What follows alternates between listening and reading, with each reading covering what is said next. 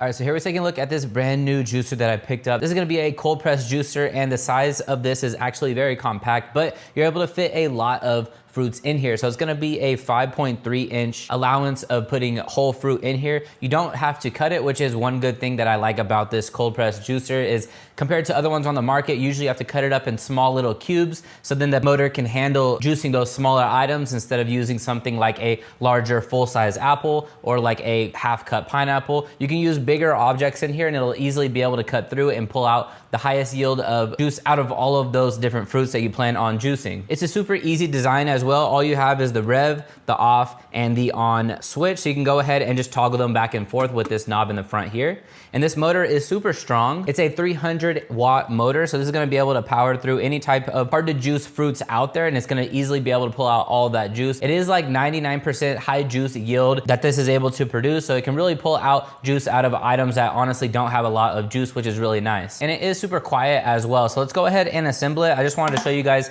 everything that comes in the package. As you can see here, it is quite simple to assemble. So first they're gonna give you a couple of glasses, which is nice. So you don't have to use your own if you don't want to. They are a pretty nice look to them. They're like a smoke gray, and they are stackable as well like this. You have the main juicer down here. This is gonna be the heart of the juicer. This is gonna be the engine, the 300-watt motor. And the first thing is you're gonna have the skeleton filter here. That's gonna plug in down at the bottom here. And then you have the lid that doesn't detach. It stays on there. And it's also a safety mechanism on here as well, because you're not able to unlock or lock the container to the juice presser itself unless you have this unlocked. So when you have it down, it's like a safety mechanism. So you wanna make sure if you're trying to lock it into place or unlock it out of place, make sure to pop open this lid before you do that. You also have this center piece here. This is going to just pop into the compartment here just by pressing down. It'll firmly stay in place just like that. You have a spout on each side. One is gonna be for the waste, and then the other is going to be for the juice. And there's also a stopper here as well. So if you wanted to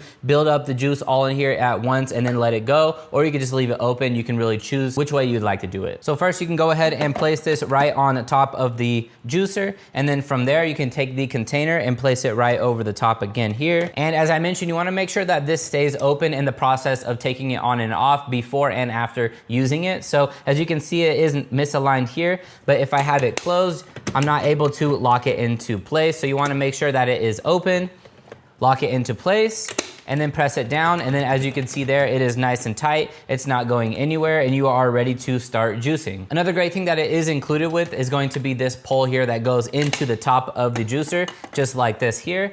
So this is gonna be able to push around all the different fruits and vegetables or anything you plan on juicing. So just in case it gets stuck on one side or the other side, you can really use this to keep the machine on and running and really just force the fruits and vegetables down towards the centerpiece that's going to actually extract all of that juice. This motor does have a 50 RPM grinding process, so it's gonna be able to cut through all the different fruits that you plan on using, even those hard to juice fruits or just those really, really dense fruits. You don't have to worry about cutting them into small pieces, as I mentioned before. You can maybe cut them in half, which is what I like to do. Throw them in there and it'll easily plow through all of those different fruits and vegetables that you're planning on juicing. And then let's go ahead and turn it on as well, just so I can give you guys an idea on how quiet it actually is. Most of them out there on the market are pretty loud. I would say when you turn them on, you almost have to just stop talking to whoever is in the room because it is quite loud and you can't really hear over it. But as you can tell with this one, it is super, super quiet. This is gonna be on the on mode.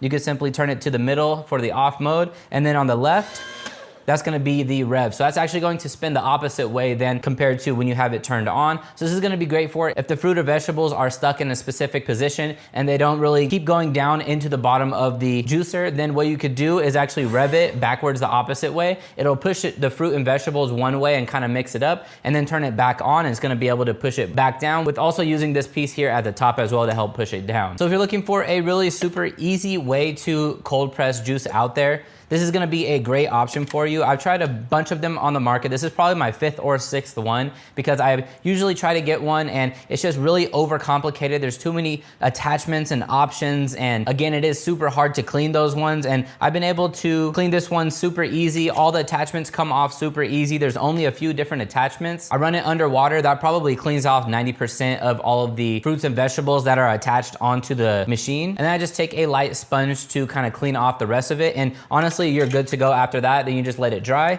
and you're able to use it for the next time. So if you're looking for a super easy to use juicer, but actually works really well and is very powerful, this is gonna be a great option. I would highly recommend picking this one up. And the fact that it is this quiet and this powerful is honestly just an amazing combo. So I would highly recommend picking this one up.